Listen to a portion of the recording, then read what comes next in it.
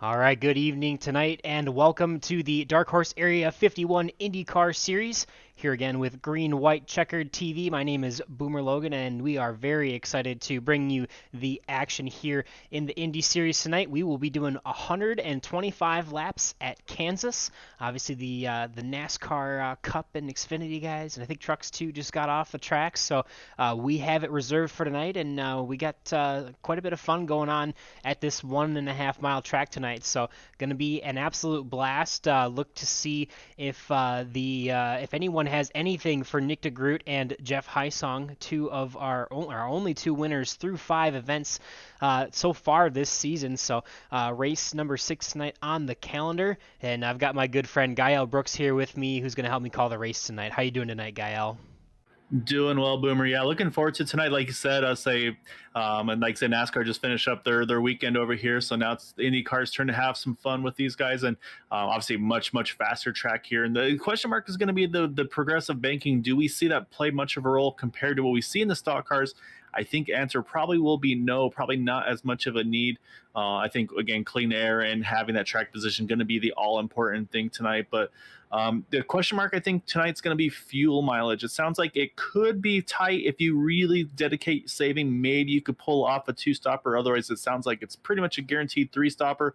I've heard some various things from drivers that have kind of been trying and testing and seeing what they can do. But what you kind of started off with, you're right, though. It's been definitely the Nick DeGroot and Jeff Heisong show. And right now, they have a commanding lead over the rest of the field right now. It's only 6 points between those top two, with Nick DeGroot still leading. And then you have to go all the way back to 68 points out of the lead to get back to Joseph Morales.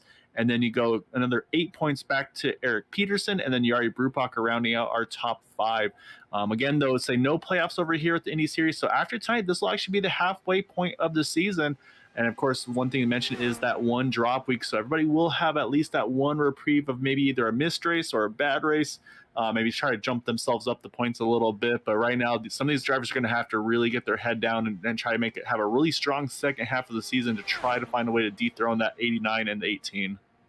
Yeah, definitely going to be a challenge for sure, as those guys are, as you mentioned, running away with it so far. So definitely going to be fun to see. It's going to be a fun event. I know I really enjoy this track. It's definitely one of the 1.5 miles that really is, kind of not wide open, but you got a lot of space is really what I mean to say. Where the backstretch is curved, and it's not like a Charlotte 1.5 mile where you've got the quad oval where it's really boxy, and there's a lot of space here, a lot of room. So it's definitely going to be fun. I guarantee you're going to see some guys trying to make the action work on the high side, and obviously sticking to that bottom is going to be very important to try and grab that win. Definitely a bit of a banking difference to the apron there, so we'll see if drivers are going to try and utilize that to their advantage, take that shortcut through the tri-oval and try to get to the bottom there. So it'll be interesting to see if those guys are all the way down there or if they're not going to want to try and upset their car. So definitely another 1.5 mile where we kind of have to worry a little bit about pit entry. I mean, I know we've seen a lot of accidents so far this season with pit entry, so we'll have to see how that nets out tonight. And here in Gael, sounds like it's going to be a little bit of a fuel strategy race tonight again. Yeah, it could be time to fuel. I've been hearing a little bit of varied info. Some drivers thinking, okay, yeah, definitely if you really save, you could two stop it. But then I think a few drivers actually looked a little closer and said, you know what, actually, it would take a lot of work to make it on two stops. So we'll see. That's what's kind of the fun about the strategy in these cars. You can make a lot of adjustments. It's not all about the throttle pedal. You got those fuel maps 1 through 5 for their oval settings. But what I think we have here now, Boomer, though, is the field is complete their qualifying sessions. Everybody's getting gridded up here. And we're going to have, it looks like, about 16, 17 cars taking the grid here tonight for these 125 laps at Kansas. I'm going to let you run through the starting grid. Yeah, that sounds great. So going through the qualifying order for tonight, Matt Wagner grabbing another pole this season with, we mentioned, runner-up in the points. Currently runner-up in the starting positions tonight is Jeff Heisong, followed by Craig Forsyth. Really probably one of the other big challengers for the championship this season. But to his outside is going to be Nick DeGroot in that 4th spot. So some of our championship favorites toward the front of the pack, we got Jari Brupacher and Eric Peterson on row number 3. Dan Marrera, Gary Corley, row number 4. Rounding out our top 10 tonight will be Chris Jabot and Jim Herrick. And our row 6 will be Christian Alessio and Luis Gonzalez Nunez. We'll go to the last page of the grid here. And also bring up Joseph Morales and Vicente Guerrero there on row number 7. William Gunn, Jim Brooks will be on row number 8, and Taylor Reeves and Vernon Markheim will round out the top 18, the 18 drivers that will be taken to the grid tonight.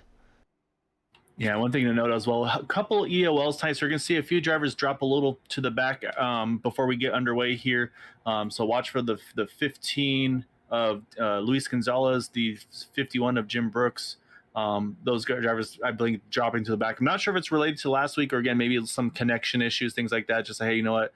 We're going to play it safe right off the start here. So just something to keep an eye on for those guys. But, yeah, I'd say the field getting ready to roll off of pit road. As you can see, the pace truck just rolling out there. Matt Wagner leading the field. So you'll see a few drivers, again, drop to the back. So just keep an eye on that. But nothing to really worry about. Just, yeah, say these guys, again, I think trying to get things cleared up a little bit here. Yep, definitely is going to be an exciting one tonight. As we mentioned, 125 laps here at Kansas. Should be an exciting battle. Hope to see Matt Wagner rebound a little bit. He's had some tough breaks here in the last couple weeks. Has shown speed, but hasn't been able to put the whole package together. So hope to see him break out and maybe get his first win of the season. Obviously, a lot of guys in the top 10, and really this whole field almost, that have a chance really to win. But you still got to beat that 89 car and that 18 car Jeff Heisong tonight. So definitely going to be fun to watch for sure. And we're going to get ready here. We're going to be rolling off into turn number 4 here. We're going to see the pace truck jump off the racing surface down onto pit road. And the initial start is going to be on the flag man. Matt Wagner and Jeff Heisong going to lead us to the green here. Yeah, wait for that green flag to fly. We are underway. Get initial start always on the green flag. Obviously, also initial start double file. And then from there on, these guys will single file on the restarts from here. But yeah, it looks like Matt Wagner clearing into turn number 1 without any drama. This is where he's the most susceptible, Boomer, because this is where you see Craig Forsyth and then the 89 Nick Drugot. They get a big toe off the backstretch. But right now it looks like Craig's just going to stay in line and kind of work that draft here early. Nick Drugot's going to jump to the outside, though, see if he can get around that number 27 car. And, man, that 27 car looked like it had some pretty nasty aero wash with the cold tires. So maybe these guys won't be able to live on the bottom line if you're in maybe 3rd, 4th position.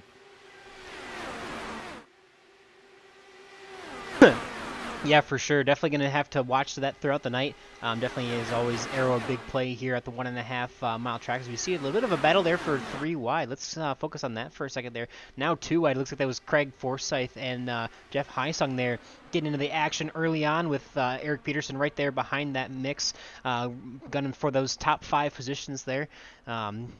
Definitely going to be exciting to see. We see a couple people already starting to make the highline work, as we see Jim Herrick there trying to make a pass and Eric Peterson to the outside. So a little bit of action, trying to get a feel for the track and the conditions in these cars early on. But Matt Wagner leading the first couple laps here. You're right, though. Jim Herrick right now, our highest climber, though, +4 from the starting position. But as I say that, though, Jari Brupacher, he's found his way to the front, also +4 in that 49 machine. So great start for Jari, jumping to the front early. But you're right, though, Boomer, I've been watching drivers, and a lot of them are really working that top side, like I said, kind of rim riding it. I've also been watching that 83 of Chris Jabot. He's really been running the top side when he's had the opportunities, and even when he doesn't, he still, I think, still is comfortable running that top side. So like I said, I think there's definitely some drivers that really like what they see and what they feel from that top line. And we talked about it. I mean, there is a little more banking, and Jim Herrick right now putting a lot of pressure on that number 36 of Eric Peterson, who's also doing the same thing to Craig Forsyth as he takes a look into turn number 3 here. But it's one of those things that you don't know where to look, though, because like I said, you also got Nick DeGroot right there on top of that 6 of Matt Wagner. And then right behind them, again, Jeff Heisong, our winner from last week. So right now you got those 2 winners so far this season running 3rd and 4th. But Jari and Matt, though, would be definitely pretty good options for ones to watch to try to dethrone them so far this season. Yeah, for sure. And one thing I mentioned was the banking on the front stretch to the apron. But I believe this is also a progressively banked track in the corners. Is that not correct, Gael? I believe the progressive. Yeah. Oh, is there three down the trial Three here wide into into turn number one. one? Ooh. Wow, they all make it stick clean so far. Yari's going to get the short end of the stick there as Matt Wagner's going to hold on to that top spot for now. But Nick DeGroot just his inside. He's going to be challenging him into this corner number 3 here. See who can pull away down the front stretch. And it looks like Nick DeGroot's going to lead his first lap of the race. Not if Matt Wagner has anything to say about it, but no, it will be Nick DeGroot. First lap led. I believe that is a bonus point for him. So big point in the championship standings for him as he currently extends his lead by, I believe, 1 point there. So definitely critical to get those laps led at any point during the race. Those bonus points are crucial. Yeah, man, and just right behind there we are. He just had a big bobble there entering 3, caught it, but you can see how much he washed up there, and that's opened the door for Jeff Heisong now to jump underneath. So yeah, so it seems like that dirty air. If you're about that second, third car in line, you got to be really on your game to make sure that thing doesn't really wash out from underneath you. And so you see Craig Forsyth, he's actually dropped a couple spots now behind those two, the 18 and the 49, and that's moved Craig now up to the middle. But look at the arc he takes there, that wide entry, and then he cuts it all the way down to that white line. Couldn't quite get underneath that number 18 car, but definitely looks like he's finding something for the angle to get in there. And so you can see, I mean, it's just, I mean, it's a pack right now with all these guys. You go back to pretty much Luis Gonzalez. They are all pretty much on top of each other right now. The closest battle's right here, though. Jim Herrick, Chris Jabot, Gary Corley, all within about 100th or so of each other. Then, as I said, though, going to go back up because Jeff Heisong now he's gotten around Yari Brewpacker. Matt Wagner got back around Nick DeGroot here. So we can't keep up with everybody where they're making these moves because it's just it's one spot after another. All these guys are making these big jumps and I say we need a wider angle here to be able to catch all the action going on right now. Yeah, for sure. There's a lot of stuff going on, and see if we can get a nice wide camera angle there going into turn number 3. Definitely a lot of passes going on, a lot of movement so far. Really, no one too crazy. Jim Brooks is up 3 spots right now. He's actually our highest mover, our biggest mover. But other than that, everyone's really 1 to 2 spots from where they started. So Matt Wagner able to take the lead back from the 89 machine of Nick DeGroot as Jeff Heistong's also going to challenge there. Jeff's going to move up into the that second position, so he's going to try and get up there and maybe lead some laps early, trying to challenge Matt Wagner for that lead. So he's got a great run, as we're going to see here, down into 1. See what he can do with it. Jumps to the outside. See if he has what it takes to make that pass stick and try to go lead some laps and get that bonus point for him, as we've mentioned that the 89 and the 6 have grabbed their bonus points for leading laps already. And that's what I was going to say is he knows Nick DeGroot's led a lap, so I think he's saying, you know what, I got to check this off the list because I want to stay right on par with that 89. He's, again, pulls a draft, going to try to kind of slingshot him through the start-finish line. Not enough there at the line, but this will also be the thing that these drivers, they try to find, okay, hey, if I make this move here, maybe that's going to allow me to get around him at the start-finish line come the end of the race. So that's going to be some of those fun things we like to watch to see how they strategize. Do have one driver off on the pit road, unscheduled stop for the 41 of Taylor Reeves. We'll keep an eye on him. Hopefully he's able to get back on track, but right now is down 1 lap as they run, as Matt Wagner is still able to keep that 18 at bay. And yes, progressively moving forward right now. Say now also got to mention Chris Jabot again, still running that rim riding there in that number 83. He's worked his way up now into the top 5, right outside of Craig Forsyth. And he mentioned, Jim's still the highest climber in the 51, up to 11th, plus 5, just outside the top 10. But definitely, I think he's just trying to get comfortable again. Obviously, I have a little bit of insider info, but first race back with the full motion rig. I say he kind of shut the motion rig off after his surgery a month or so back. Didn't want to kind of work too hard on himself, so he's feeling a lot better, which is great to hear. Obviously, I'm obviously very, very happy about that. So I told him, like, well, if it doesn't feel good, I don't know if you should be doing it, but he was feeling pretty comfortable running that motion rig tonight. So hopefully he's feeling comfortable and be able to handle another, what do we got here still, Boomer? Another 109 or so laps left in this one. Yeah, it looks like a little bit of a ways to go here, but Jim doing well so far. We again mentioned he's still currently our biggest mover, and he is up 5 spots. So just kind of chilling out here in the back. Not too much craziness going on back here, but obviously we are very biased. Obviously you more than me at times, but we're both very biased. Love to see Jim back, and I'm glad to have him in racing tonight for sure. So yeah, definitely not a ton of action. Looks like we still have Do quite a have a bit lead of a... change Oh, though. we do have a lead change. I apologize. We're going to go jump back up to that. Looks like Jeff Heisong was able to make his way around the 6 as the 6 is gonna get back by him now. That was kind of what you were talking about there earlier, though, Gael. You know, you can get alongside someone, but you can't always make the pass. So you really have to figure out how to time that run so that you can be ahead of them at the start-finish line, which is obviously where it's going to count at the end of the race. So Yep. maybe playing some games a little bit here early on. See, he's actually kind of backing up so Oh, that contact the in the backstretch. You got the 40, the 36, and the 83. I lots think of all chaos. involved. And unfortunately, I think one got tight out of turn 2, and unfortunately, that has collected a couple of those guys. So Jim Herrick, unfortunately, Chris Chabot involved, and it's just in the background there as well. I think that might be. That's not William Gunn. Who was that as well? Oh, Vicente Guerrero also caught up in that one. I'm not sure if the 36. Oh no, there's a 36. I see him down on the apron. Unfortunately, yeah, it just looked like they got tight out of turn number 2 there, Boomer. And unfortunately, they kind of all met each other at a bad spot. So, gonna have a bunch of guys here. Gonna have to take those fast repairs. And yes, I will. As you pull it up here, we'll go back and take a closer look. But unfortunately, going to involve a couple of those guys right at the mid pack, right outside that top 5 there. Yeah, definitely unfortunate for sure. We'll try and get a better view of that here. Might have to back up just a little bit because you see the action already happening here. I'm gonna back up just a little bit, pause it here, and see if we can see. Looks like 36 just getting a little bit too much there off of turn number 2. That was the 36 here. See if we can get a good angle of it here in some slow motion. Not almost looks like he just kind of gets loose, or maybe just got tight and tried to turn it down, and little contact from behind. So yeah, I think it had a little bit of help there. Unfortunately, definitely made some contact after that. It looks like the 40 machine of Jim Herrick.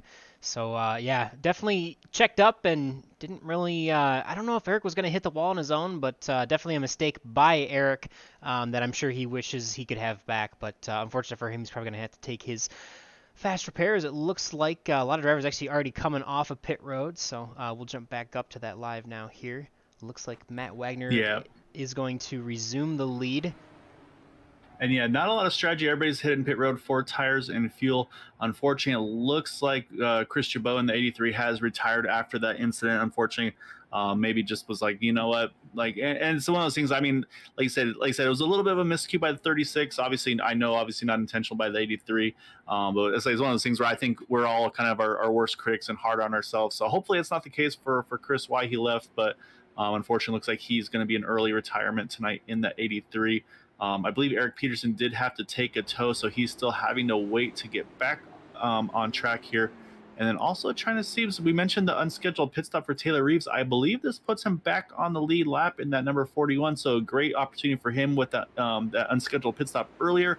So now he's going to cycle around and get back on the lead lap, which would now make Eric Peterson the only driver a lap or more down. So that still gives him some chance to try to get back in it, but I'll say what I got to do now, Boomer, though, is let's say we got to talk about those fuel numbers. So I'm going to do some math here real quick. That way we can find out what we're looking at, because that's the thing is the timing of these yellows. You never know if it's going to put you in a different fuel window. So I'm not sure if this one's going to do so or not. Yeah, we'll have to see. Obviously, working with 103 laps to go, that's easy math that I can do. But yeah, run those numbers, crunch them for us there, and we'll see what we got. But definitely interesting. They don't run a full fuel load here in the Area 51 series. It is, I think, about either 70 or 80% of the 70%, 70% of the full fuel. So something to take into account. Obviously, these are somewhat shorter races than some of the IndyCar races on the actual series schedule. So kind of matching the race length with the fuel amount kind of gives simulates almost the same the same strategy for the race, where you could do a shorter race with less fuel and you kind of net out to the same strategy as a long race with all the fuel. So something fun that I think they do here, and honestly a lot of leagues seem to do a lot of just to make it more realistic, but also know that not everyone has time to race do a 4-hour race on a Monday night or a Tuesday night or a Wednesday night or whatever. So definitely fun to make that more realistic. So, but I'll quit jabbing, and you got that number there, Gael? Yep, did some quick math, and I think from here it's going to basically become a two-stop race to the end here. Basically, we're going to restart with just about 100 laps to go because you can see lights are off the pace car. So we're going to restart this thing on lap 24. So actually, be a little more. So I think basically 34, 35 laps will make this thing to the end here. So yeah, so I'm pretty sure they should be okay on a two-stop for the rest of the way. So. And also this pit stop, this caution really jumped a few drivers up in the positions as well. Look at Luis Gonzalez now up to 6+6, Jim Brooks now +8 into 8th.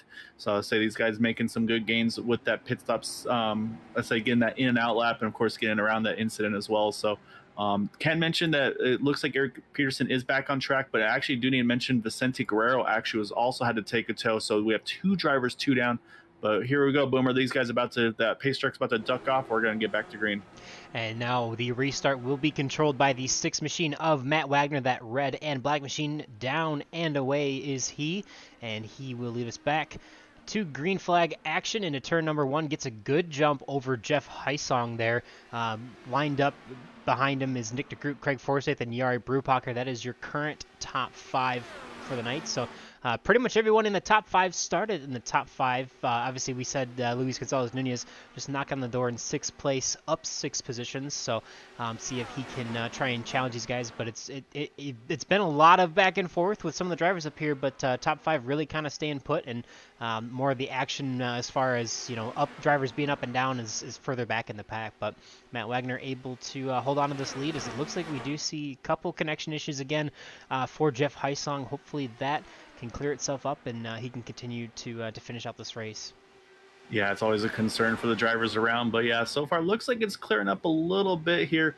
But right now, the closest battle I think we have is right here for about 4th and 5th, Jari Brupacher and Craig Forsyth. These guys just about trying to go side by side there for a moment. They're out of 4 now, going back after it out of 2. You see Craig gets a great run here, but looks like he's going to opt to stay in line here. So again, so yeah, 34 laps should be able to make it on 2 stops to the end.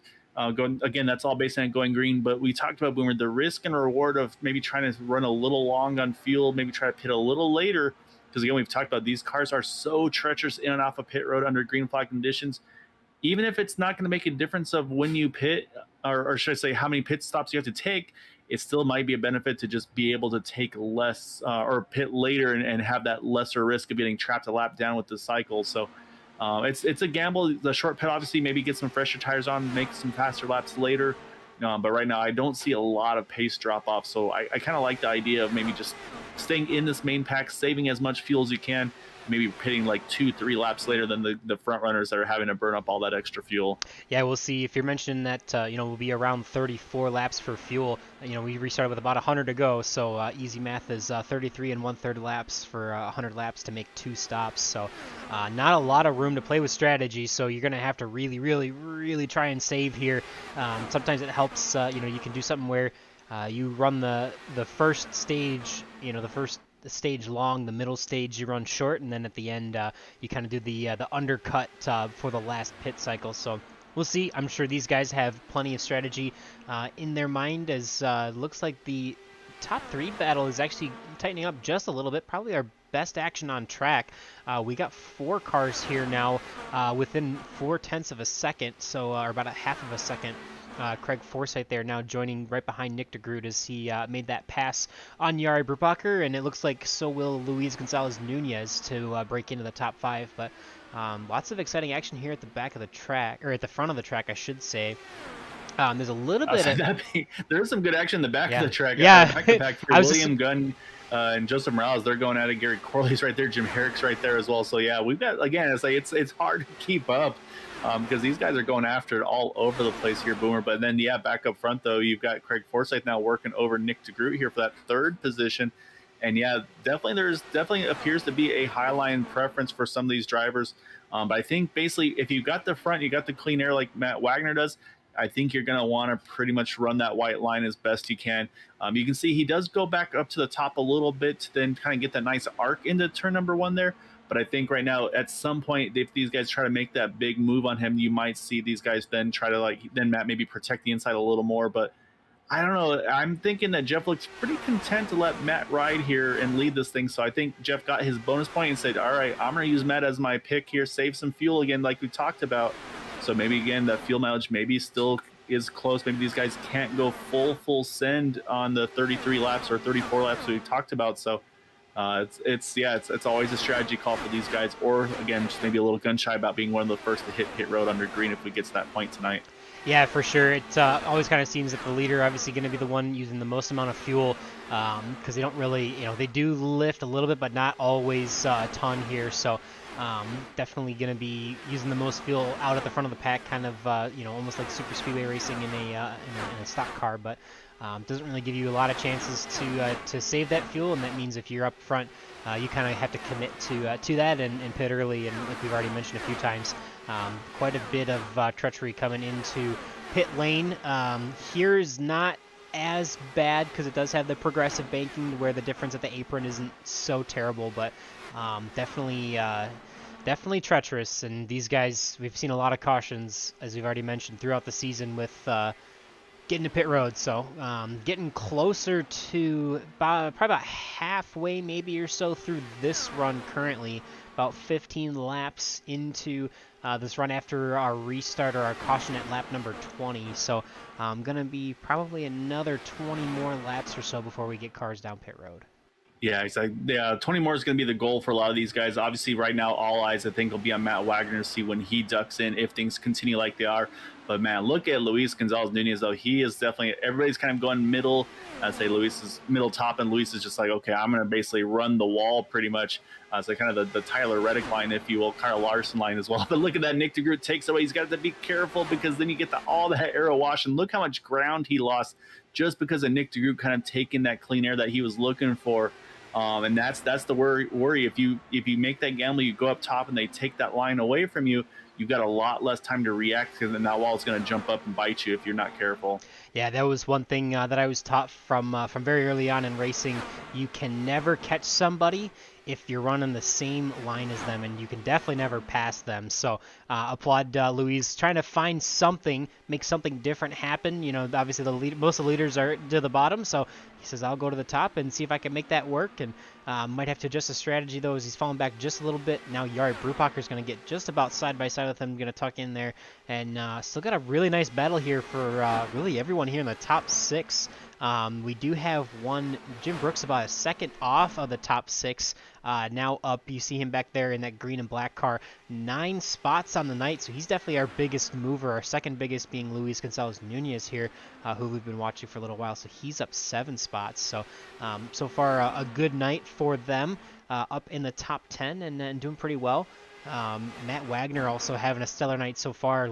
Started on the pole and continues to lead most of the laps here. I would say he's probably got at least 30 laps led so far. So hopefully he can continue and see if he gets to pit road first. Actually, speaking of pit road, we got one on there. It's Jim Herrick coming down. Might be an unscheduled stop, I would think, Gael. Yeah, it is actually. I was actually looking because I was noticing Jim Brooks falling back as well, and I was wondering if he maybe caught the wall or something because he's been really dropping back here. So I think something not right with the 51, unfortunately, as well as he's now actually worked his way back to about to fall back to, it looks like 12th position. They're actually 11th. I'm sorry. And yeah, I went back and around lap 38, I believe it was, Jim Herrick caught the wall. Unfortunately, so he has some damage to fix in that car, and I believe he was involved in that first incident, which means he's had to use that fast repair boomer. So that means he's going to have to sit and wait for this damage to get repaired manually before he can roll back out on track. So that's why we're seeing that slight delay out of that number 40, and a lengthy stop for Jim. But again, Jim's one of those guys that I say a great driver, great kind of this brand sponsor, if you will, and also just a sponsor for the league as well with 40 Racewear. And he's one of those guys that really usually sticks it out. So hopefully he'll be able to get back on track right now. Definitely a lengthy stop for him, though, as we still stay under green here as we're approaching lap number 44. So like I said, Boomer, that magic number about 10 laps away, if my math is not mistaken, for these guys to hopefully try to make it on that 2-stop strategy to hit pit road. Yeah, we'll have to wait and see here how it works out. Obviously, a little bit of a way to go and a little bit... Caution out of turn number 4. Big. No caution yet, actually, but a huge hit off of 4. I think Jim Brooks was hitting pit road, and a few drivers weren't aware. I think Taylor Reeves was one, and then trying to catch the other. I think it was Vicente Guerrero, and actually somehow we stay green. There's the There's the caution. caution. Must have been admin thrown. Huge hit there. You'll say if you go back, focus on Jim Brooks. I think he must have had damage somewhere because he was trying to make that thing back to pit road, and unfortunately, I say they just came up on him with a huge head of steam, and that was a brutal shot. Yeah, that was a big hit there, unfortunately. See if we can watch it here. He's coming off of turn number 4, trying to get down to the pit lane. Definitely having a little bit tough time slowing up, kind of about a half lane off the bottom, goes to turn in the 12, just barely clips him there. So, yeah, definitely some unfortunate contact between Vicente Guerrero and the 51 of Jim Brooks here. I mean, we mentioned it. If I had to take a guess, maybe 60 to 70% of our cautions this season have been from trying to enter pit lane. So, definitely has not been easy, and we see that again tonight here at Kansas. Yeah, saying I'm kind of listening to the drivers as well, Boomer, and saying there's discussions of whether or not they call the pit entry or not, either on voice or in chat and things like that. So some or indecision, it sounds like, or unsureness basically of that situation. So unfortunate, big hit for those guys. And yeah, so tough break. I believe it's going to be the night, if I'm not mistaken, for Vicente, already caught an earlier accident. I'm not sure about Taylor Reeves, but yeah, that's a big shot as well to that 41. Then Jim also having to take a tow on pit road. So yeah, so here comes the field of Boomer. And again, to say, and I think this pit stop and pit strategy should be a little more straightforward, as once again, Matt Wagner is going to win that race off of pit road. But yeah, unfortunately, a tough break for those guys. And that being said, I think possibly a good break it is indeed for Eric Peterson. Gets one of his 2 laps back, so that puts him now in a position to hopefully capitalize and get back onto lead lap if we get another yellow here. Yeah, for sure. We see also Jeff Heisong jumping up. I don't know, I believe he was second before the pit stop, but actually our running order currently the same as the qualifying order for our top 5 at the moment. So Matt Wagner, Jeff Heisong, Craig Forsyth, Nick DeGroot, and Yari Brupacher coming out of the pits in that order. Luis Gonzalez Nunez still up 6 positions in 6th place. We do also have William Gunn up 6 positions in 9th place right now. So some movers there. Definitely hopefully hope to see Jim Brooks.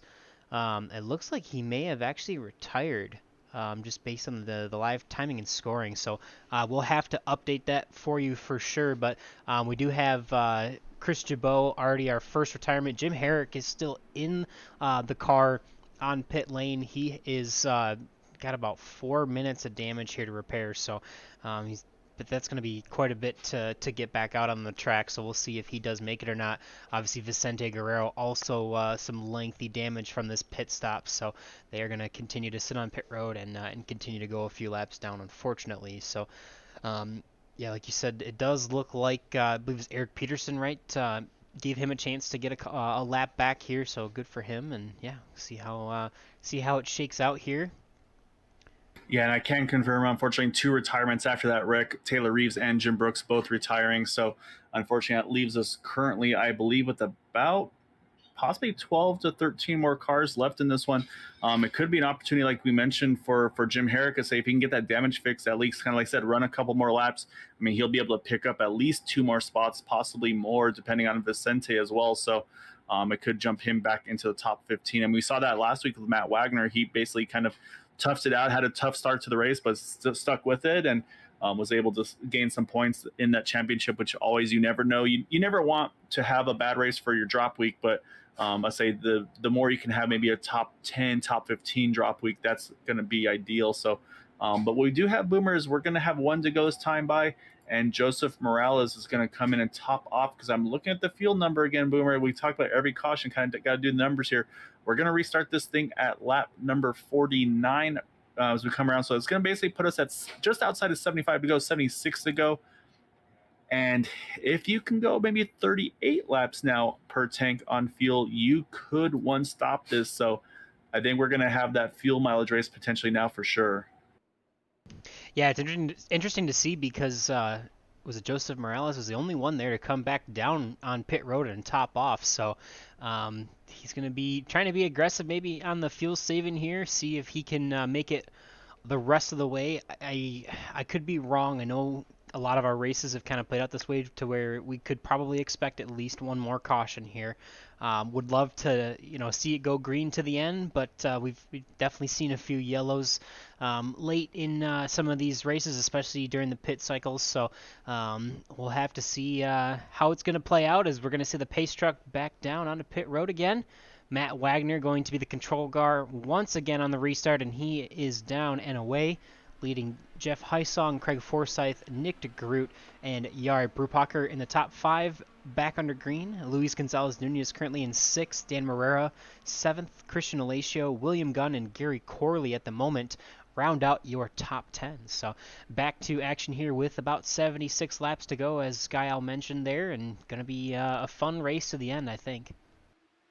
Yeah, it's going to be really interesting. Like I said, I think the fuel mileage is going to be the big question mark. And so we'll be able to tell pretty quick, A, by the pace they're running, and B, we'll see if anybody even tries to pass Matt Wagner. Because again, I'd say he might be one of those ones where he kind of becomes that sacrificial lamb. So we'll see if anybody really backs their pace down. Like I said, only one driver topped off of Joseph Morales. So maybe he's kind of, again, he might be either going to be trying to get to the back and kind of play it safe, or again say, hey, I'm going to take every extra gallon I can in this car and kind of figure it out from there. So one driver that isn't in the field tonight, unfortunately, but we always love to chat with. He got a podium on his first start, was Chris Matthews. Not here tonight because celebrating his anniversary. So Chris, definitely want to wish you and Brandy a very happy anniversary. Hope you guys are enjoying yourselves.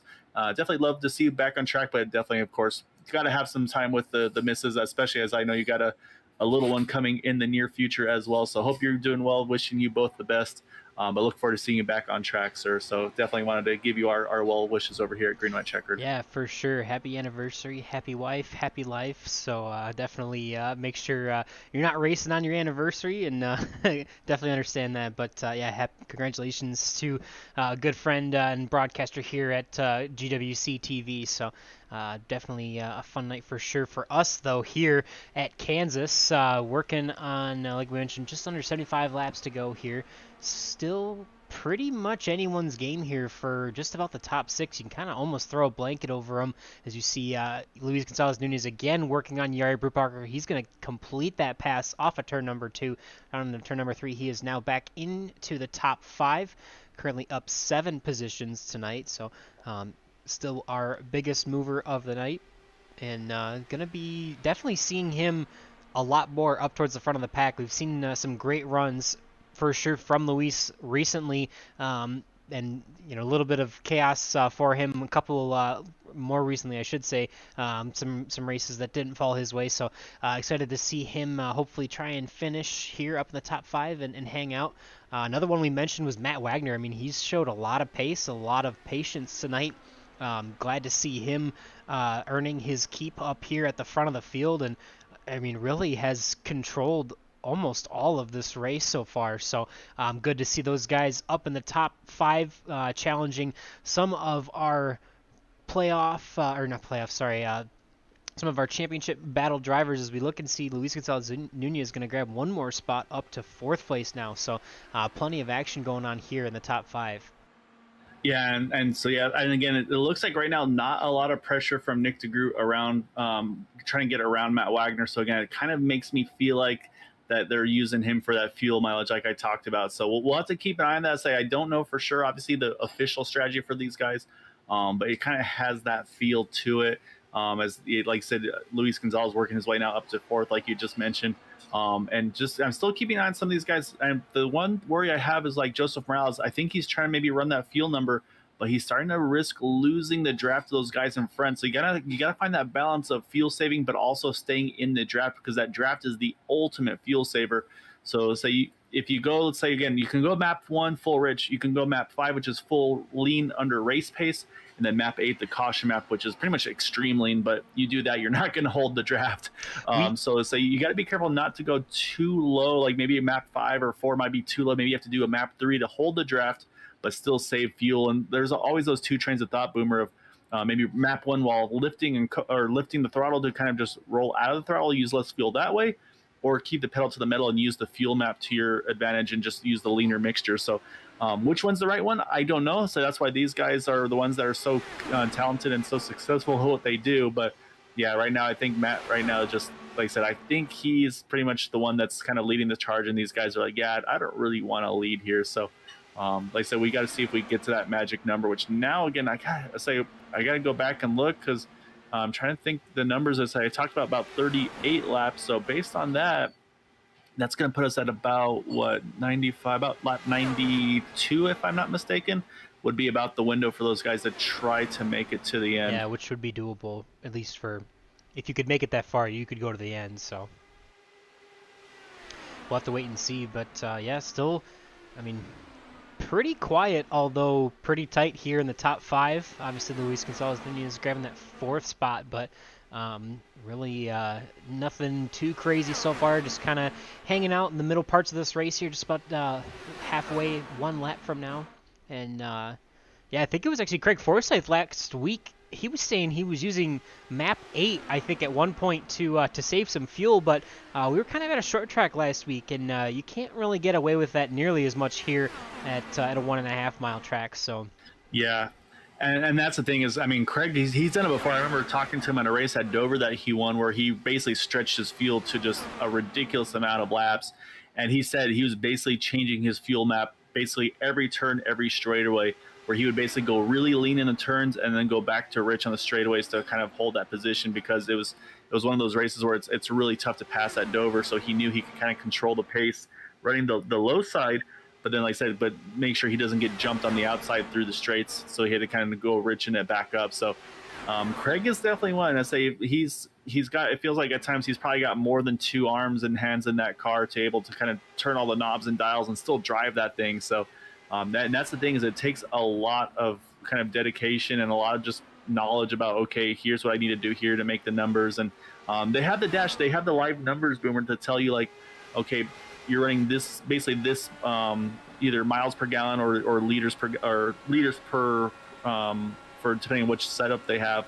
And so yeah, so they say okay, based on I'm using this much fuel every lap, and so I can do some quick calculations. Oh, as you saw there, just for a split second, I think the 15 just kissed the wall there. I don't think it's going to hurt his car, but it was definitely a moment for Luis, but looks like it has not slowed down his pace at all. But I'm noticing Jeff Heisong starting to drop a little bit back here off of Nick DeGroot, and also running that top side, which is just making life very difficult for Luis.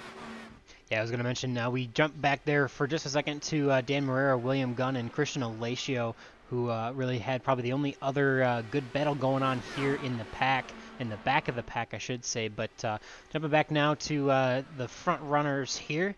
And yeah, don't know if we probably can't pull it back up, that footage of the 15 slapping the wall, but got to be careful on those exits. If you know, it's definitely more of a gradual sweeping corner here for 1.5 mile at Kansas, kind of like Las Vegas or Chicagoland. But you know, that wall, especially when you're going you know, over over probably 150, 160 through the corners, makes a huge difference for sure. We'll try and see if we can remember how to pull up the speed there. See if we can see. He says we're going 220 miles an hour through the middle, well, down the straightaway, and yeah, about 208 for Luis Gonzalez Nunez through the middle of the corner. So much faster than I was expecting, but I know these guys have a ton of downforce to be able to carry that speed through the corner.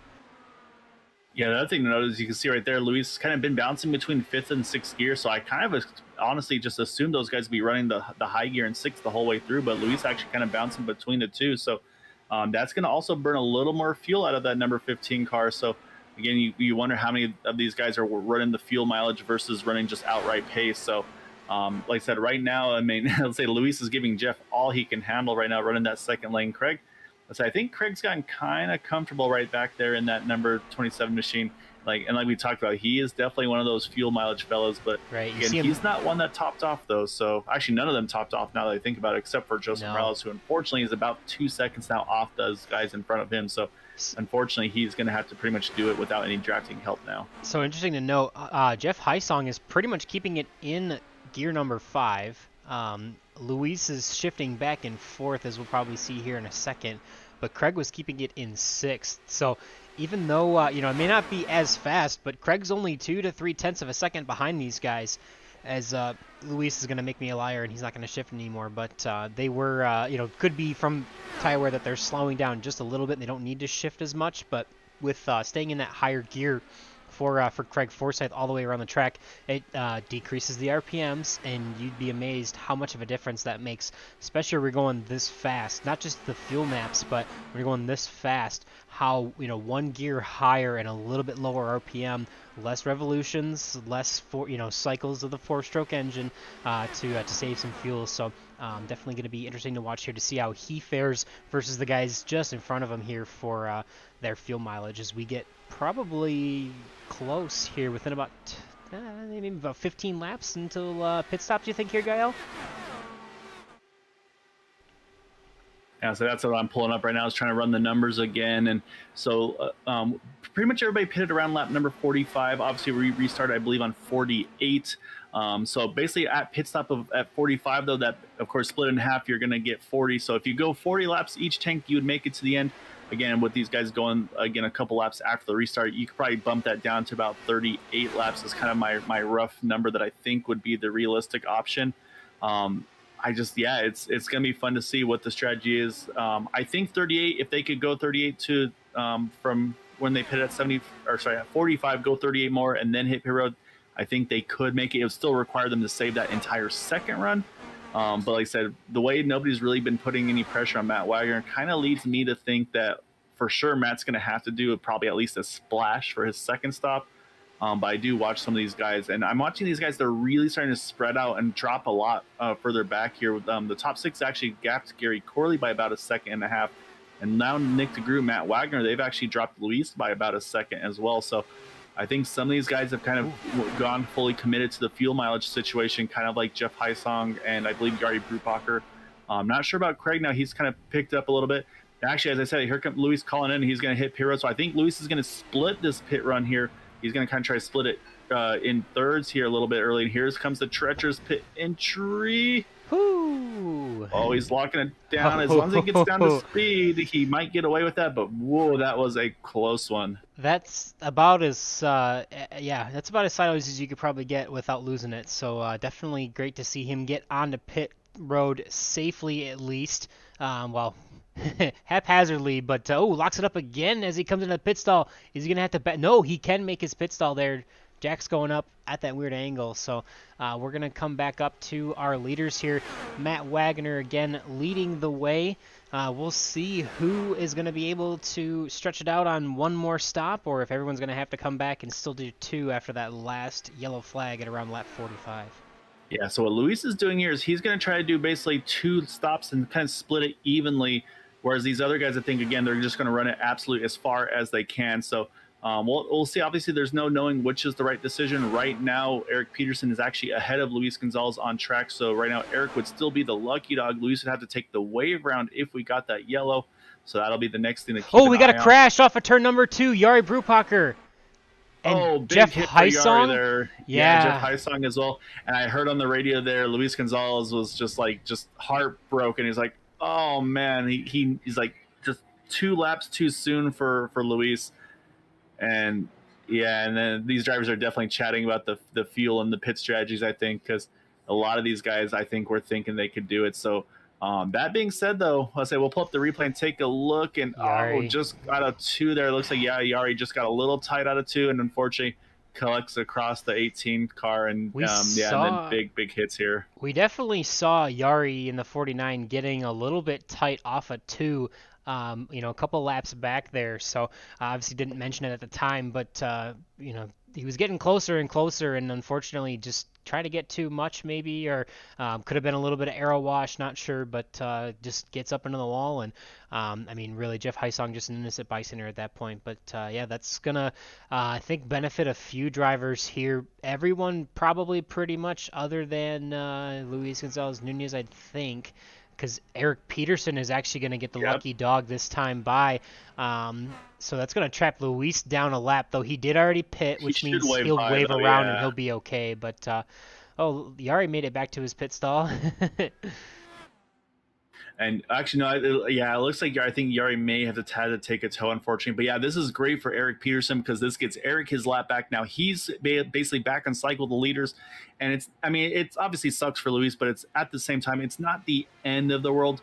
I think actually from now here, Boomer, there's no strategy. I think everybody's going to have to pit one more time. There's no strategy of trying to make it to the end here because you're going to have to go over 40 laps of fuel. I don't see that happening. So I Yeah, think for Luis, the only downside is he'll have to pit a little earlier than the leaders. But yeah, other than that, it should be pretty much square. And as once again, Matt's going to roll out of pit road, hold on to that lead. So yeah, this changes things a little bit. I think it takes the fuel mileage question out of it. I think there were some thoughts of maybe some of these drivers trying to see if they could pull off that one stopper. I kind of think Craig was definitely looking at that approach for himself. So yeah, so it'll be fun to see. I'm going to try to see. Actually, I'm going to pull one of these guys out here. One of our league sponsors and drivers who's unfortunately still sitting on pit road, and that's Jim Herrick. So we're going to pick Jim Herrick's brain if he's here for a second, Jim, because I know you're working with Craig and Dan. That caution, obviously not ideal time for a couple of guys. Unfortunately, we saw your wall contact and it's kind of still sitting on pit road here. But the time of that caution, were you in contact with Dan and Craig about maybe the fuel strategy there to the end? Yeah, that caution didn't work out well for us. Craig thought he was going to be able to make it, and didn't think that the guys in front of him were. So he was looking like he was in a really good position until that caution came out, and that sort of reset everything now. So we're looking at a straight up fight to the finish. I think we're going to be about 10 laps or so short, so there's going to be a splash at the end unless there's more cautions. Yeah, so now the strategy is basically, when do you make your final stop? Do you do a splash of fuel? Do you still maybe consider tires? Or do you maybe wait and see if a yellow comes out? So obviously a lot of question marks there. Unfortunately, so you got caught up in that first incident, and then we saw you caught the wall a little later on there. Is the car repairable where you're going to try to make some more laps, or are you kind of just taking over going back to the crew chief role and trying to help out Craig and help out Dan to get their best results they can? Yeah, unfortunately, I burned the fast repair in that incident on the back straight there, and then I slapped the wall. I was following Joseph, and it was just enough that the car it's repairable, but it's not good. And I went like 5 or 6 laps down doing the repairs, so I didn't really feel it was worth getting back out on track, and figured I'd hang out on the pit wall and take over the crew chief role for a while. Yeah, definitely. Unfortunate for sure to end the race early. Sorry to cut you off, Gael, but definitely glad that you can still help out your teammates, and hopefully we'll see Craig up there in the podium placings, maybe even a first win of the season for him tonight. We'll have to see. And I believe you also got Dan Marrera out there as well. So looking forward to seeing how your crew chiefing goes for the rest of the night. Yeah, thanks. We'll see. Craig still does a lot of that work. He's got the apps that do all the calculations, and he's real good at it. But yeah, keeping an eye on him, and it looks like we're going to have a good race to the finish. Thanks for your time, Jim. Good luck for the rest of the way. We'll get you back over to your teammates so you can help them out, man. So I appreciate you talking to us. Yeah, no problem. Thank you. All right, with that, we will bring it back to green. Again, Matt Wagner, the control car all night long for these restarts. He's going to get us underway with about 42 laps to go. Lead him into turn number 1. Nick DeGroot on his tail with Craig Forsyth, Gary Corley, and Christian Alacio now in the top 5. So good pickup for Christian there on that pit cycle. He is now up 6 spots. He has Dan Marrera behind him in 6th. William Gunn up 8 spots in 7th. Joseph Morales up 5 in 8th. Luis Gonzalez Nunez back to 9th, but still up 3 spots. And Jeff Heisong, one of our championship leaders, is relegated now to 11th place, 9 spots down. And Eric Peterson actually rounds out. He's in 10th, rounding out your top 10. So only 12 cars left here on the field, in the field. Jari Brubacher still trapped that 1 lap down after having to take a tow, but battle heating up just a little bit here at the front of the pack, as it looks like the 89 of Nick DeGroot is going to finally try and challenge that 6 of Matt Wagner for that lead. Yeah, so I think, like I said, now that there's no fuel mileage involved, Nick said, you know what, I want to get that track position back. So now he's going to try to work hard on the outside. We'll see if he can make something happen on that number 6. But like I said, Matt's kind of had it all his way early, but is that because everybody else was playing nice with that number 6 machine? So, but now Boomer, so now it's strategy time. Like I said, everybody knows they're probably about 10 laps short at the time of that restart here. So I would say they can probably go another, I mean, with about 30 to go, I'd say it's safely you can make it to your window. So you kind of got those two trains of thought. Do you pit early, take the splash fuel and get rolling, but risk getting maybe trapped a lap down if a caution comes out between now and then? Or do you just wait till the absolute last moment to hit pit road and either take tires and fuel or just fuel only? Or, of course, you can split it in the middle as well. So there's a lot of options for these guys of what choice to make. And I'm torn, honestly, Boomer, because I like the idea of short pitting, just because you're going to pit with the freshest tires, and so you're not going to have to worry too much about the that kind of the heat on the tires getting on off a pit road. Should be a little less sketchy, I feel like.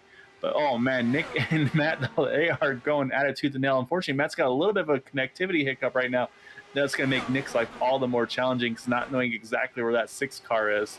But yeah, right now, though, obviously the next job for Jeff Heisong is he's going to have to try to see if he can climb back up towards the front, unfortunately, to try to regain some of that track position.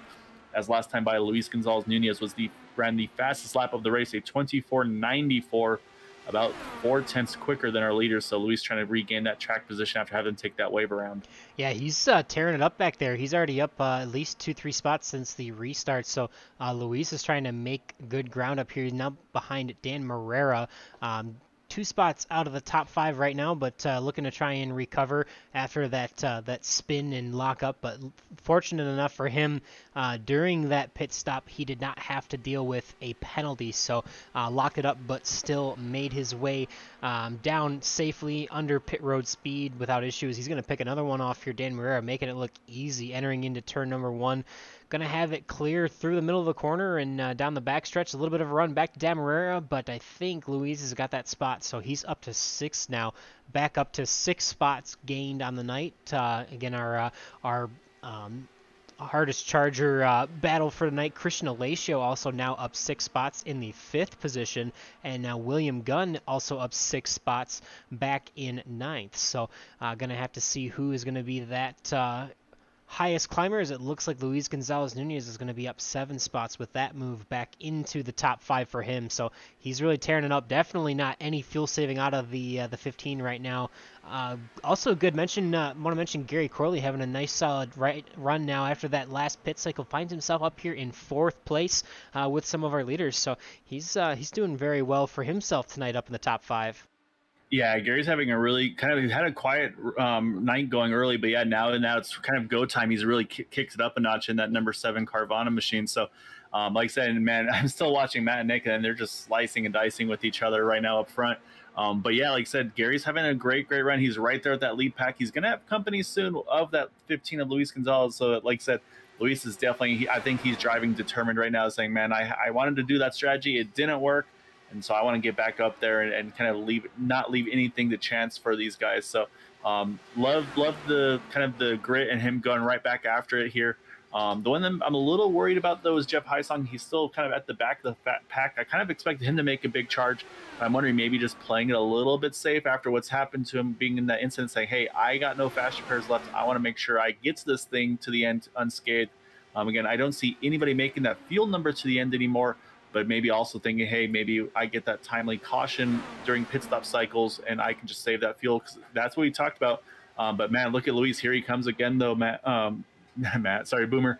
He's working on Gary Corley now, trying to get up there. And yeah, these guys we got now pretty much a top 5 breakaway by about a second over 6th position. So it's a big fight now up front.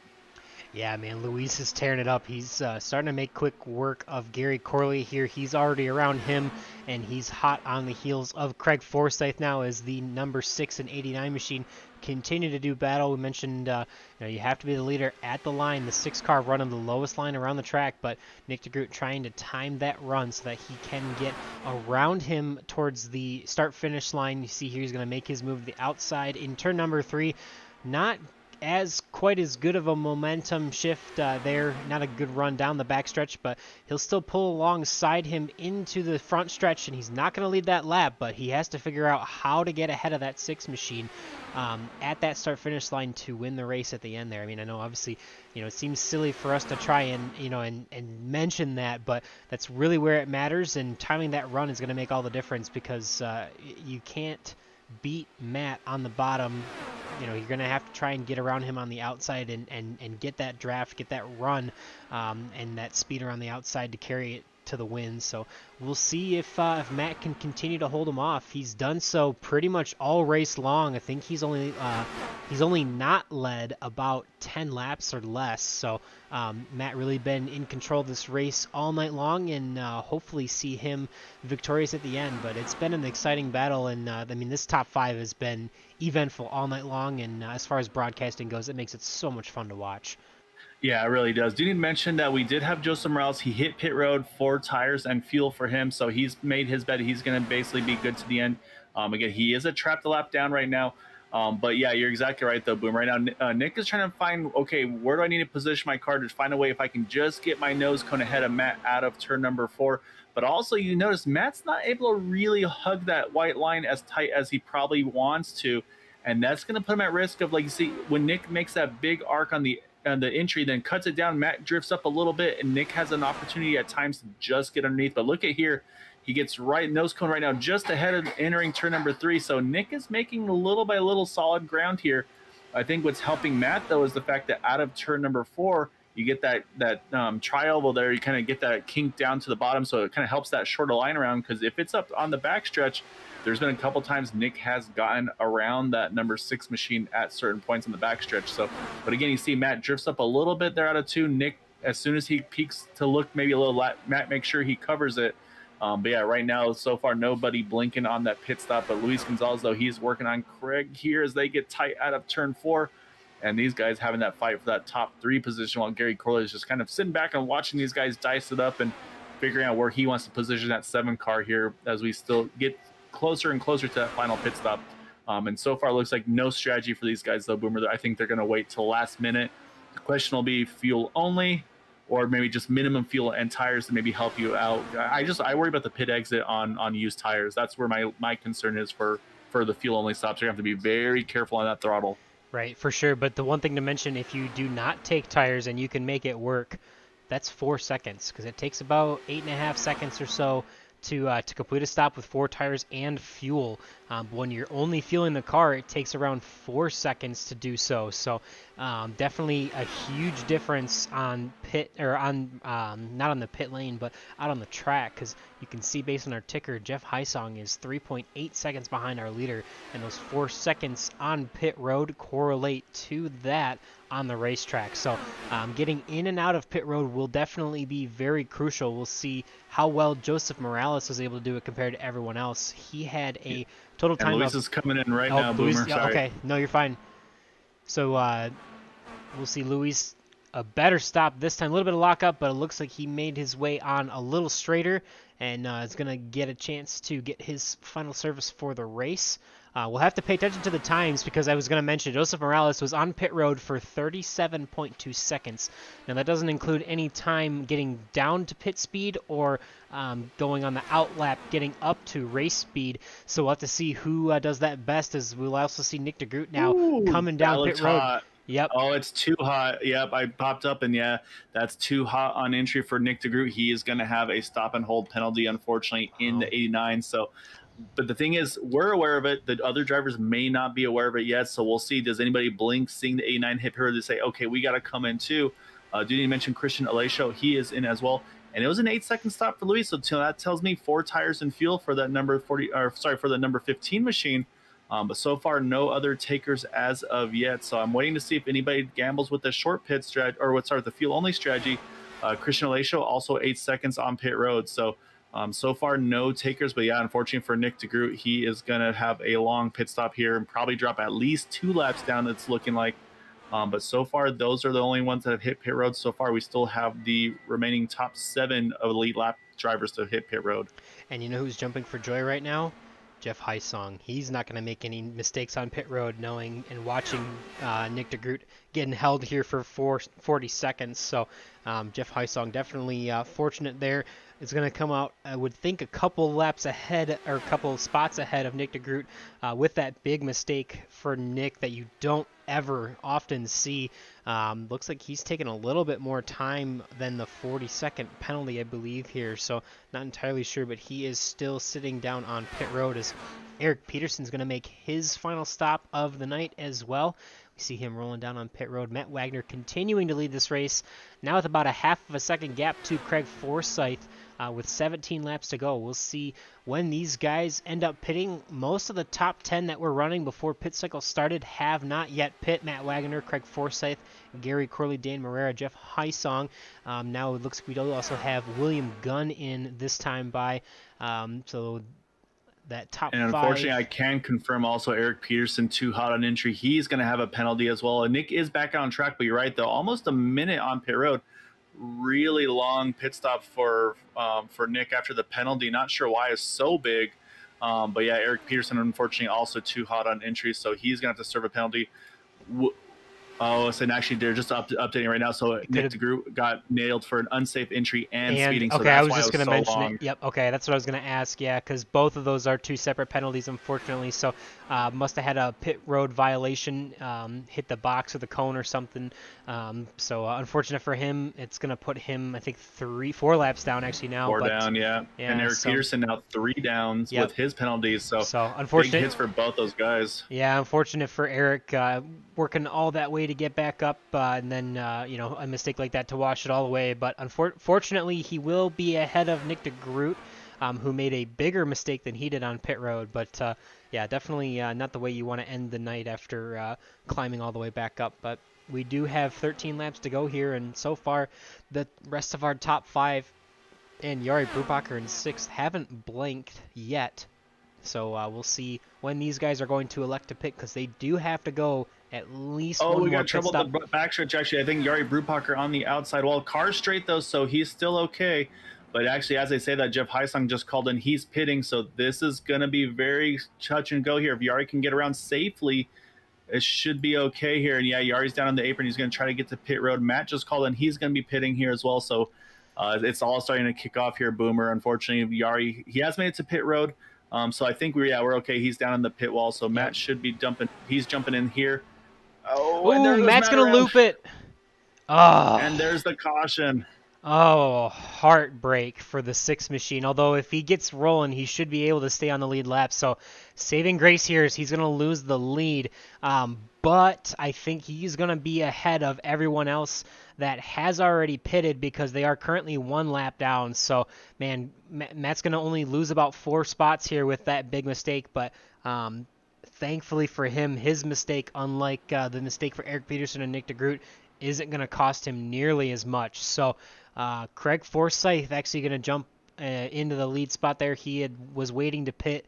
Gary Corley promoted to 2nd, Dan Morera in 3rd, and then Matt Wagner in 4th. So these guys are going to be the only ones on the lead lap right now.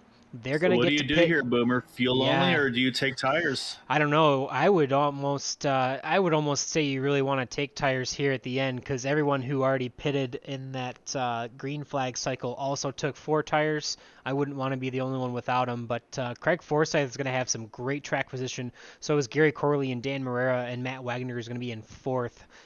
Everyone who has already pitted is going to be able to get the wave around, so that puts Luis Gonzalez-Nunez here back on the lead lap. He'll be in 5th, Jeff Heisong in 6th, Joseph Morales, William Gunn, and Christian Alacio in 9th. That'll be your top 9, all the drivers that will be on the lead lap for the rest of this race. Eric Peterson will get 1 lap back, I believe, and will be 2 laps down.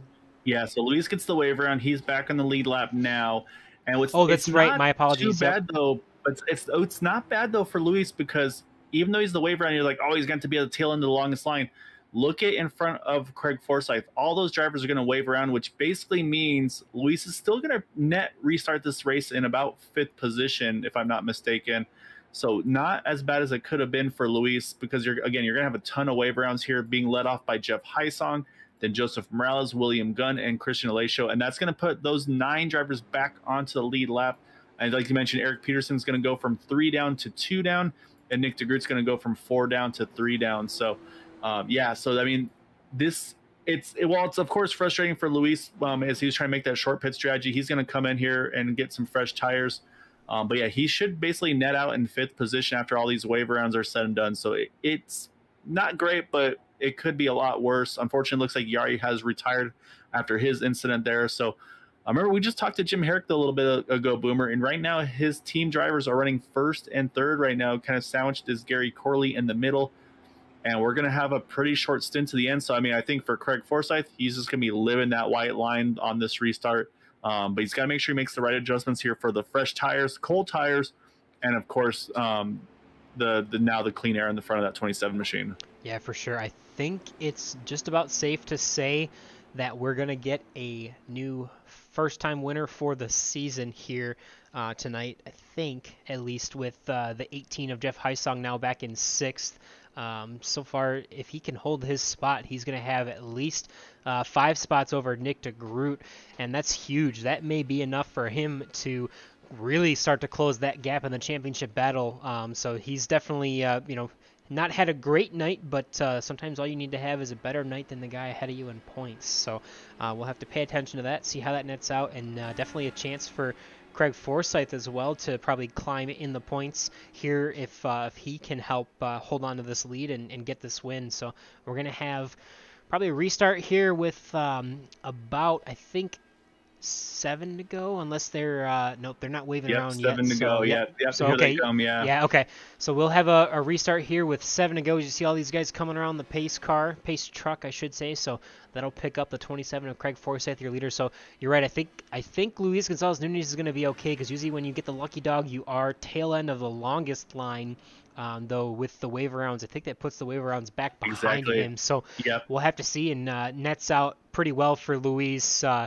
Was able to get service there, and although he had already made his green flag pit stop, he was able to get service and get 4 fresh tires like the rest of the pack. So I have to wait and see how it goes, but gonna be exciting battle. Definitely a lot of people that have been up here in the top 5 most of the race, but a couple that haven't. So we'll have to see how it goes here, as Craig Forsyth for the first time is going to be the control car on this restart. Yeah, it's going to be all out brawl now to the finish. So first, of course, get through this restart cleanly. Got to watch out for that accordion effect. Heard on the radio, Nick DeGroot said, hey, I'm multiple laps in. I'm going to move over, let you guys that are on the lead lap on by. So great respect by that 8-9 car. Not a surprise for him as Craig Forsyth drops the hammer. He is down and away. 7 laps to go here as Craig gets a good jump over Gary Corley. And again, right now, Gary's the sandwich between those 240 racer teammates. So what does Dan Morera do? Can he maybe try to find a way to sneak around the 7, maybe get a 1-2 for these guys, which would make that team owner of Jim Herrick extremely happy despite his misfortunes this evening? For sure. You see them trying to break the draft down the back straightaway. Craig Forsyth in the lead. Gary Corley there. Matt Wagner is probably going to be a very, very aggressive here, trying to get back towards the lead, as you know, as Luis Gonzalez Nunez will be as well.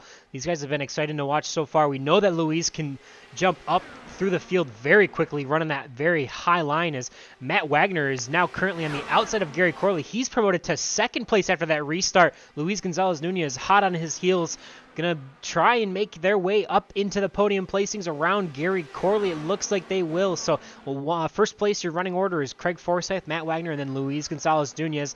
Gary Corley now relegated to 4th, and Dan Morera in 5th. Luis Gonzalez Nunez just ran the fastest lap of the race of any driver, so he is absolutely on the go button, ready to go, trying to win this race. We're going to try and have a 3-wide battle here. It looks like entering into turn number 3 almost. Yeah, exactly right. So everybody's going to look for that clean air right now. Like I said, Craig's just going to have to hug that white line and do what Matt did earlier. But you're right, though. These guys are going to be going 3x3 here as we got 4 to go. And you're right. I mean, these lap times, these guys are just throwing it all out there here. And while they get dicey, though, say if they lose any momentum, watch for Gary Corley, Dan Morera. They'll be able to make another charge back at him. Jeff Heisong's going to try to get some momentum built back up again. So, I mean, we still have 9 drivers on lead lap. I mean, you never know where the winner could come from. As these things almost start ending up like plate races at the end. But right now, yeah, Craig's going to hold that line at the bottom on the white line. Matt and Luis are going to have to work the outside to find any way around. But for Craig, he's just got to hold a pretty wheel. Just be careful about that apron, though. It's very easy to get a little too low and clip that apron and lose a little bit of momentum. That's what Matt's going to probably have to do soon here, is probably start trying to pinch that 27 car down as low as he can. Yeah, definitely. Matt is going to try, and he's been the guy on the inside all race long who no one could get around, but he's going to try and be the guy on the outside and try to play spoiler there. Craig Forsyth obviously in the catbird seat here with 2 laps to go, going to try and get this win, his first win of the season. I think when we mentioned it, we're going to have a new winner for the season, but it's going to be, we don't know who it's going to be just yet, Craig Forsyth or Matt Wagner, as we're going to come to the white flag this time by. Yeah, Craig holds him off again one more time at the line, so Matt's going to have to try to do something a little different. Look at Gary Corley. He's peeked into the picture here. He was just waiting. Now he's making the big move. I think for Matt, he's going to have to get greedy here. He's going to have to really pinch Craig down here if he wants to have a chance, but Gary Corley's going to spoil it. He got to the inside of Matt here, so now Matt doesn't have the draft. This is exactly what Craig wants to see, but now they got to be careful about the aero wash from that 27 car. Craig Forsyth, he's going to draft his way right to the win on the inside there. It looks like Gary's going to grab runner-up, and I think Luis just jumped across Matt there at the end for a third. That could be pending review, though. I don't know the rules, but on the white line, the apron coming to the checkered and such.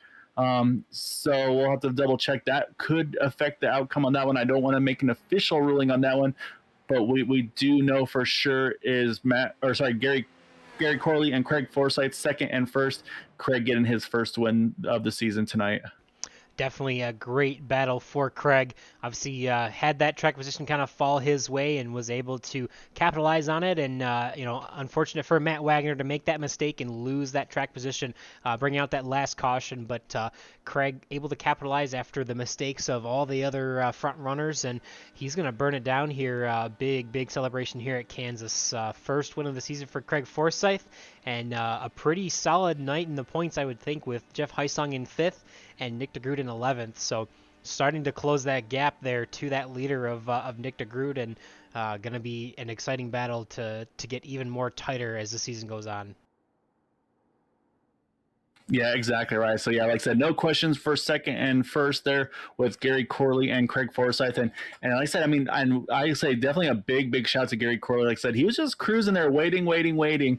And then once it got to that white flag, I say he just been sitting there and said, all right, time to fill that gap, and I'm going to jump up in front of them. So really good job by Gary as well to get that runner up. Like you mentioned earlier, he'd been having a quiet but good run, and he was able to get a great result at the end of it.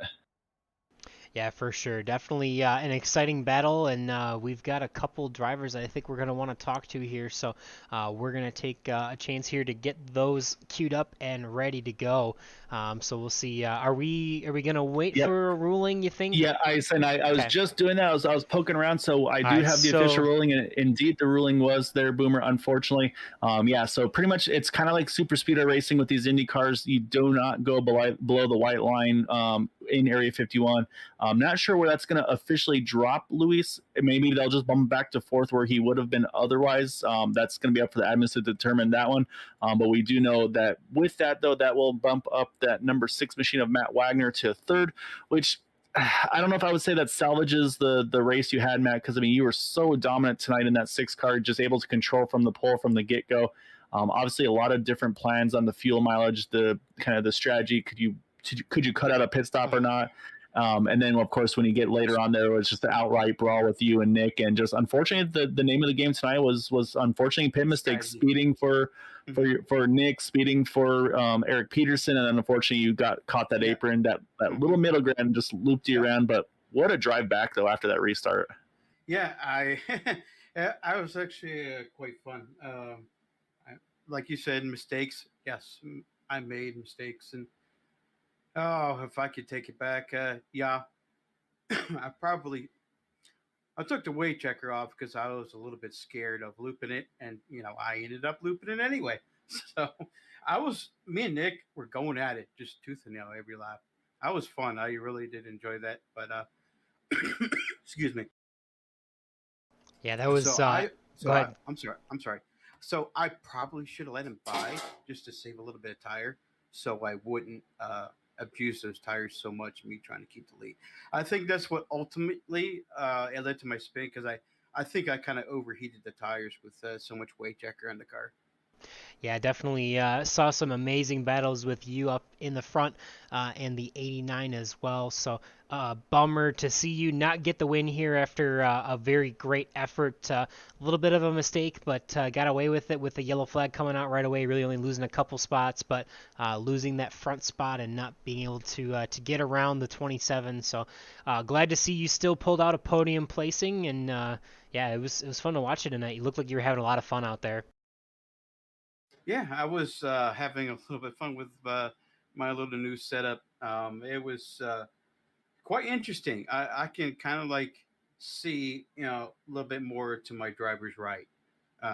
That's that was been my problem from the get go, and knowing cars on my outside to my right.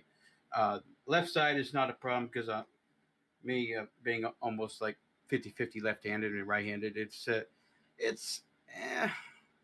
it's much better. It's a much better feeling. But to come out here and be as dominant as I was and finish third, there's no crying shame. So it's a little bit of confidence booster. What I've been going through the past couple of weeks, the crashes and it's unfortunate bad luck I've been having, and it's feels so much better to talk to you guys and get that bad luck bug off my chest. So you know what I mean. It's Yeah.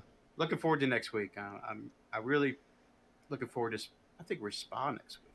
I'm really looking forward to the road course in my new rig and put down some heaters. Yeah, definitely excited to see you. I know we mentioned at the beginning of the broadcast. Hope to see you capitalize on a great starting spot after you've had a couple poles this season and just managed to not have the race go your way. But appreciate you sporting the Area 51 and green white checkered logos again tonight. And yeah, want to give you a chance to maybe I shouldn't have shouted those out. Want to give you a chance to give any thanks and shout outs for that podium place tonight. Oh, hey, I like to thank actually one person for helping me select my monitors on the other side of the microphone over there. You don't have to say anything, but I thank you for making helping me make the right decision. Monitors. This has been quite a blessing. Of has some good stuff here, and some people don't get to enjoy it. Yeah, it's I like always to fun say, helping you spend money, Mass. I'll never shy away. If anybody wants to spend technology or money on technology, I'm your guy. So yeah, hit me up. I love technology, but sometimes technology hates me. Anyway, I like to thank my parents. Actually, they were watching in uh, YouTube chat, but they're not really. They don't talk every week. They just watch. They don't chat. They just watch. Yeah, So well, it's still good to have fans out there, and we appreciate Matt's parents watching. Hope they enjoyed the race, and obviously wanted to see maybe Matt get that win, but still a top 3 finish tonight for you, Matt, and yeah, congratulations once again. I appreciate you guys for the broadcast. You guys do a fairly good job. So we'll see you guys next time. All right, we've got a couple more interviews left here. We will bring up a few more drivers here in the podium placings tonight. Next up will be the Carvana livery. That number 7 car of Gary Corley. Mentioned towards the end of the race, you were having a great run tonight. Saw you in the top 5, and you were able to stay out a little bit late on that last pit cycle and was able to get that track position or hold on to it, pitting under yellow versus having to get trapped a lap down and wave around. But yeah, take us through tonight and how you wound up in second place. Yeah.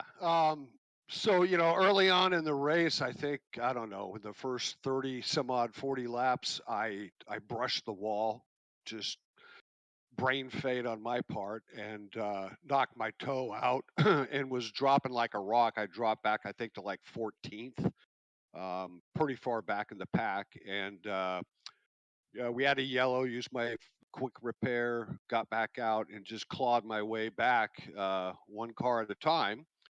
Got back up into like the top 5, like I said, and just looking at the amount of fuel I had left, I knew I only had 2 laps left. Everybody was starting to pit, and I'm thinking, I've got to pray for a yellow because uh, I'm not very good at pit stops. So I just was praying for a yellow. It came out. That put me in second, coming out behind Foresight, and It was exciting because I knew that Craig, Matt, myself, and Luis, we all had fresh tires, 8 laps to go. So I knew it was going to be a little bit of a fun little battle. I didn't think I'd had a chance with Craig because he's just too strong. But I was determined to try and get past Luis and Matt. And yeah, I found that the car, you can add a lot of jacker. It up until the first 12 or 15 laps before it'll start getting loose on you. And I just cranked that thing to about plus 14. And both Matt and Luis were running the mid to high line, and I just stuck it down on the bottom and used the toe off of Craig and eked by him. Yeah, it was a really good run, Gary. I think actually probably I don't think we may have caught the wall contact there, but yeah, to kind of be able to bounce back from that, and like I said, I mean, there were a few drivers that were really able to work through work their way back up through the field, and like I said, you were able to do so, and like you said, you're able to, and that's what we talked about too, is the fuel mileage. Like we knew it was going to be at least one more stop to the end for everybody. The question, of course, would be how far you go. And then we even Boomer mentioned, okay, you could short pit early, or you could just, like I said, stretch it as far as you can. Just do the dirty work early, save the fuel, and then do that late pit stop, because you never know. These cars are so difficult at entry and exit onto pit road, and it's definitely there's been a lot of them so far this season have been kind of during the pit stop cycles is when you get those yellows. So I mean, has that changed? Like, as the seasons progress, have you been kind of noticing that trend? And is that part of the reason why you decided, you know what, I'm going to run it long and see if I get that break I'm hoping for? Well, yeah, I mean, so Nick, I think, was the first front runner to pit in that last session. And, and it made sense because the last 10, 12, 15 laps on this track, the front tires were just burnt up. And so he knew that he was losing like probably a tenth a lap or a couple tenths a lap. And so I'm thinking, wow, he's pitting early. That may be the smart move because he's going to come back out and be quicker than all of us. But fortunate for us, he got like a double penalty and he had to, I think, either hold or do a drive through. I thought that we were sunk when I saw him pit. We still had like 12 laps, 14 laps to go, and I saw him pit. And I'm thinking, yeah, that's a good move on his part. But fortunately, it worked out. I mean, for me, my strategy is just I'm terrible at pitting. I'm not a quick pit stop guy. I always either over slow getting into the pits because I don't want to go get a penalty. So for me, it was just strictly because I'm so lousy at it. I was just praying for a yellow, and that was my only strategy. You'd have to check with the other guys that can actually pit well, whether pitting early or doing the under or the over is a smart move. For me, I just always stay out until I'm almost out of fuel because I'm always praying for that yellow, and this time it worked. Yeah, definitely exciting to see you battle up there in the top five towards the later stages in the race. Like you said, had a few things fall your way and went pretty well. So congratulations again for that second place. And is anyone you'd like to thank tonight for that second place finish? Just the whole team, everybody at Area 51. It's a great group to run with. Really enjoying it, and thank you guys for all you do. Definitely fun to do these, Gary. So like I said, great job tonight, man. It's always fun to see you in these races and getting these great results, man. So keep it up, man, and we'll look forward to seeing you the rest of the season, sir. Thanks. Have a good evening.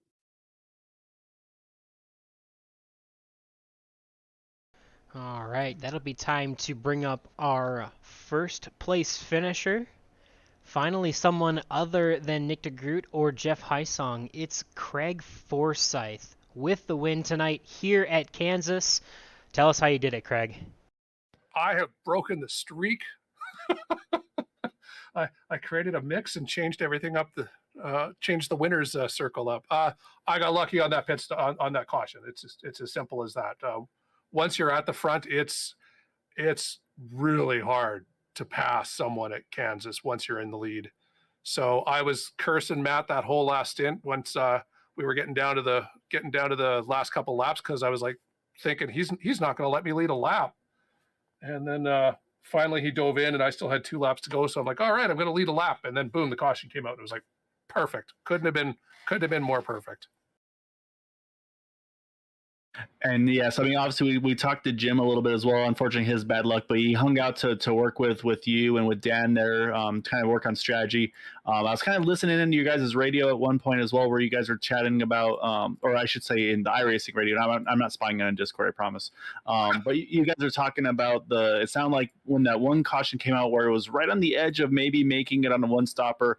I heard you chime in, and also Jim did confirm that as well. You were feeling like you could have pulled that off. I think it was going to be about a 38 lap for each stint to make it to the end there before that yellow came out. So, I mean, did that deter you at all? It's like, oh, okay, there goes one of the opportunities I had, or was it okay?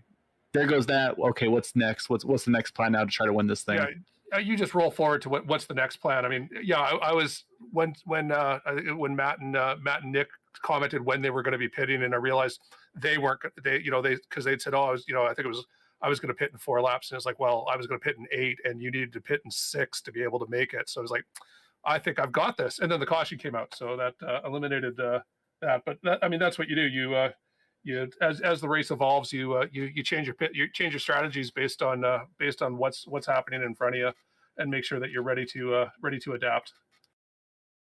Yeah, definitely a great opportunity tonight to see you pick up that win. Obviously, you mentioned quite a bit of trouble for Matt Wagner there, causing the caution, and some trouble for Nick DeGroot on pit road, and some of our other championship favorites, and Jeff Heisong had some issues as well. So should maybe not promote you position-wise, but definitely in the points to being a little bit closer to those guys at the front. Definitely got to feel good to not only win, but to gain quite a bit on our 2 championship leaders. Yeah, definitely. I mean, missing the one race didn't help me either. So I got to keep them honest and at least make them work for the championship this year. I seem to always be the person that pushes whoever goes on to win. So that's my lot in life. You'll be there eventually, I'm sure, Craig. I mean, you've been so close, and I mean, you've had a lot of great finishes, and obviously, you mentioned missing one race doesn't help with, but there is a drop week which should help a little bit, and hopefully you can stay clean through the rest of the season and try to be there at the end.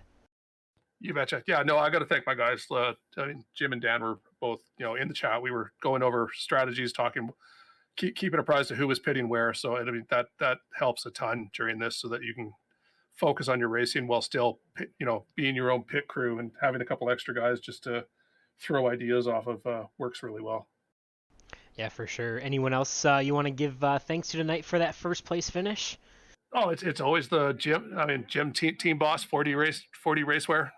Everyone over at Green White Checkers, both you guys, and the whole Area 51 crew. It's as I like to say, good bunch of guys. Come join us. We love to race, and it's good to see we've got a bunch of new guys this season. And I mean, they're learning how we race, and learning what the tracks are, and you'll see them in the seasons to come getting better and better. So always good to have new blood. Yeah, for sure. Definitely a lot of drivers that are capable of winning here in the Dark Horse Area 51 series, and been a lot of fun to see so far this season. And I'm sure we're going to have quite a bit of fun as we get through the rest of the season here, the 3rd season of 2022. So congratulations once again tonight to you, Craig, and great hard-earned win. Thanks, Boomer. Thanks, Kyle. Stay safe. All right, so that'll do it for our interviews tonight. We do want to take you through the rest of the field, see if we can actually pull it up this time, unlike last week. Should be the results here. All right, we got it this time. This is not qualifying results. We actually got the race results. So we already talked to our top 3 finishers, Craig Forsyth, Gary Corley, and Matt Wagner. Obviously, these are not updated to show where Luis Gonzalez Nunez will finish, with the penalty of passing under the white line on the final lap. So we will see where he gets relegated to, whether that's just giving back the spot that he had from Matt or not. But we'll go through the rest of the placings as they were crossing the finish line without penalties. So we mentioned Jeff Heisong, a bit of a bounce back into 5th place there. Thankfully for him, still a little bit of a gain on championship leader Nick DeGroot. So Jeff Heisong in 5th. Dan Marrera was 6th. William Gunn, a decent night, in 7th. Christian Alacio in 8th, Joseph Morales 9th, and Eric Peterson rounding out the top 10. An up and down night, obviously, as we mentioned, for Eric Peterson. So, definitely glad to see him still get a top 10 out of that. And Nick DeGroot in 11th after that big penalty, those 2 penalties getting onto pit road and then speeding on pit road in the final green flag cycle. So unfortunate for him. Obviously also mentioned quite a bit everyone else behind them. Jim Brooks in 13th, or sorry, Jair Bubacker was next in 12th, had that late race incident, retired with about 14 laps to go. Jim Brooks retired just over halfway there, and Taylor Reeves as well. Vicente Guerrero and Jim Herrick all kind of caught up in incidents around the same time, and Chris Jabot in 17th place after finishing 107 laps down, and Vernon Markheim was not able to start the race tonight, so that will do it for the field tonight. Just 18 cars, but plenty of action for even a short field. It was really tough to pass that leader, but just about everyone in the top 5 at any point seemed like they had a chance to win this race tonight, or at least get second place. Yeah, exactly right. I mean, like you said, it was all about the clean air up front. So for a long time, it was Matt Wagner. And then, like Craig mentioned, he was able to finally sneak one around there at the end with the bad luck for Matt, but of course, capitalized on it at the end. And yeah, I was peeking over at the points, and we actually have a tie now for the lead between Nick DeGroot and Jeff Heisong. Right now, Nick has the tiebreaker based on his 3 wins to Jeff's 2. Joseph Morales continues to hold on to 3rd, Eric Peterson in 4th, and then Craig jumps 4 spots into the top 5 in the points. And again, this is the halfway point after tonight, Boomer. So this was race 6 of 12. So after this one, I'll say we get to the second half of the season. Like they mentioned, I'll say we're going to be jumping over the Atlantic over to Spa. So I believe that's the only road course this season. And that's a very, very long and very technical racetrack. So that's going to be a lot of fun to see how these drivers do over there. And of course, the big thing for there is you have to use both compounds of tires. So you're going to see red tires, you're going to see the black tires, and then you're also going to see the push to pass as well. So a lot of things for these drivers are going to have to get re-familiar with over the course of this next week for that race. So that's going to be a lot of fun to see, Boomer. Looking forward to that one for sure. Yeah, definitely. Always fun to go to the road courses, and especially at such an iconic racetrack there, I believe in Belgium. So it's going to be fun to see that race. Definitely some treacherous corners with Eau Rouge up the front stretch, and going to be a lot of fun to call the action at such a historic track, I think, for sure. So definitely another exciting one here tonight on Tuesday nights. Reminder to check us out every Tuesday night here. We have the Area 51 IndyCar Series. We'll be running all season long. About a third of the way through the battle in the championship, through the races and the schedule so far. So still have plenty of action left for this season in the IndyCar Series on Tuesday nights. And also want to get that chance to plug those other leagues that we also cover here at Area 51, where we have the Thursday night Truck Series Super Speedway events, and on Sunday nights we have the Xfinity Series Super Speedway battle. So definitely going to be exciting. Championship battle is heating up all over the place here in the IndyCar Series. The season-long points battle, as you mentioned, Gael, is getting even tighter with a tie for the lead in points right now. So it's going to be plenty of action, I'm sure, and we hope to see you all back here to watch it again next week. And yeah, so appreciate everyone who came out tonight, all the drivers, all the fans watching in the stands and at home. We appreciate you guys. We also appreciate all the drivers that come back, and I know a lot of you rewatch these events later in the week, so appreciate all of that support for everyone here at Green White Checkered. My name is Boomer Logan. I had Gael Brooks with me. Very excited to bring you this action, and hope you all have a safe week, and we'll see you soon.